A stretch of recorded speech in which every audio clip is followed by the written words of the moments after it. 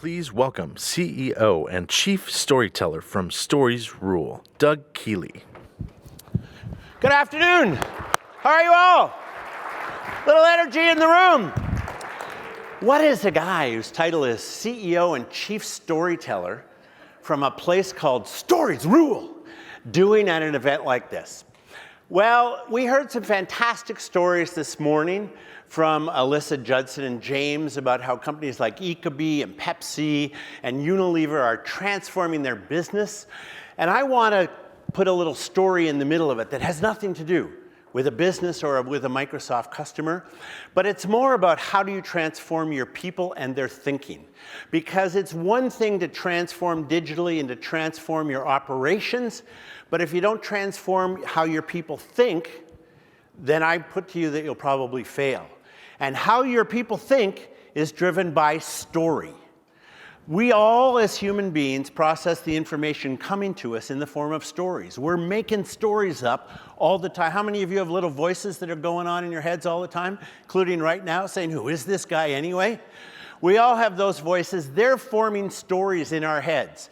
And in the process of transformation, what you want to do as a leader is to put a new story into your people's heads and to make sure the stories are similar. So let me tell you that in story form rather than giving you theory about it. And I'd like to put that to light with one really simple little idea about the stories. We all know that you learn about a culture through its stories. Archaeologists will tell you that. You change a culture by changing its stories. And here you've heard a lot of stories. Now what do you do with those to go back to your organization to change the stories in your people's heads? Well, I thought I'd give you a quick example of that.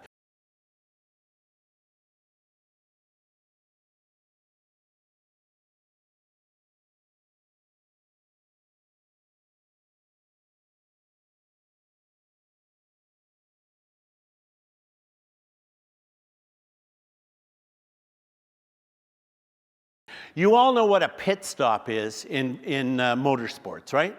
Changing the tires, fueling, fixing mechanical problems.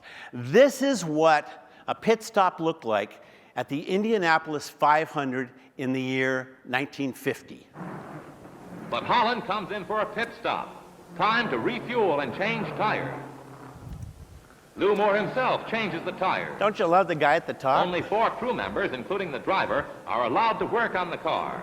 It's a tense time. Holland stays in his seat, anxious to get away. Let's watch. So a few things to pick up on here, not just the guy hanging on for dear life at the top of the frame. The fueling is now done. So that's important because it's not what takes the most time. Guy in the middle here gives the driver some water. And then he starts cleaning the windshield. Now, the boyo at the top is now on tire number 2, but we haven't got all the bugs done yet. And apparently there's a lot of bugs at Indy. There goes tire 2. Need a fresh cloth. The tires are changed at last. A crewman polishes the windshield as Holland moves away just 67 seconds after he stopped. Now, to me, that was not really fantastic performance in action. However, if any of us in this room could change 2 tires, refuel, and clean the windshield in 67 seconds on the side of the freeway, we'd be pretty happy, right? Without even calling AAA. We'd be very happy. This is exactly the same thing done 25 years later.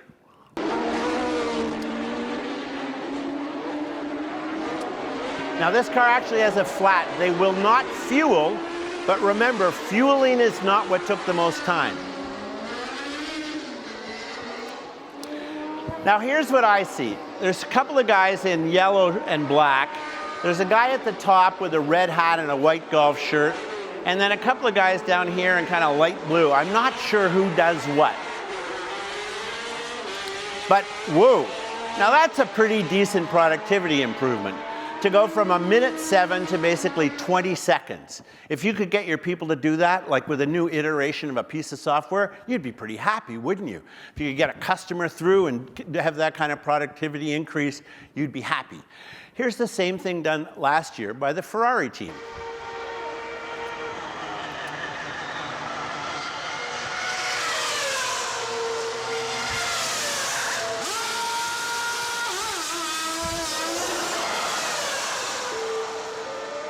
Now, that time has been soundly beaten. The record now stands at just under 2 seconds.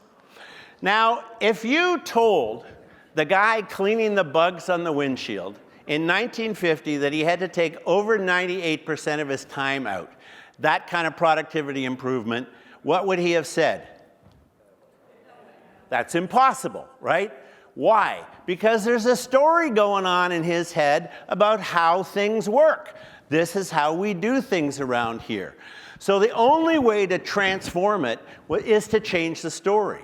And I don't think that story is that dissimilar to a lot of what you're doing. There was an addition of new technology, in this case hydraulics, which is exactly what you're here talking about to Microsoft about today. And then changing the thinking is what was important. So what did you notice differently about the Ferrari crew? Other than there were a lot more of them, which you can't always do.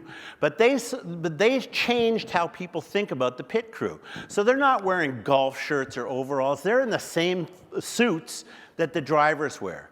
They go to the gym with the drivers now because they realize they've got to be mentally sharp just like the drivers do. And they have in common, athletes and entertainers share this characteristic. They spend more time rehearsing what they do than actually doing it. The crew in Maranello or with any race team is out there every single day, over and over and over again, trying to shave a fraction of a second off what they do. We, as business people, tend to go out and go, hi, here we go, make a deck of slides and wing it, right? They would never do that. They rehearse it over and over and over again. So again, who cares? Well, interestingly, a hospital in London that has a huge neonatal unit called the Great Ormond Street Hospital was having a terrible problem several years ago. Children, babies who were born ill, had to be transferred to the intensive care unit, and many of them were passing away in the handoff. And they realized they had to change how they did it, but they didn't know how to do that. It happened that the two heads of the unit were both Formula One fans, so they contacted Ferrari and asked if they could go to Maranello, Italy, to study under the crew chiefs, which they did. They then brought the Ferrari guys back to London, and they watched how they did things over a period of days or weeks, and then they sat down and they rethought everything, and then they went to all of the support teams and said, okay, here's the new story. They slashed infant mortality. It happened almost overnight. All they did was change the way they thought. They changed the story in the heads of everyone in the hospital to think like a pit crew rather than to think like what they'd been trained to do at school. This is how things work in a hospital. So my hope in telling you that story is you've heard some fantastic stories today already. Hopefully you've met some people who have stories that may have nothing to do with yours, but sometimes that's where the greatest learning is. I hope and encourage you to take those back and work on changing the stories that are inside your people's heads, because that's the key, not to digital transformation, but to human transformation. You gotta change the story that's going on in their heads and make them understand a shared vision of a story that they all have in common. And with that, I hope you enjoy that little story from Ferrari and enjoy our keynote. Thank you.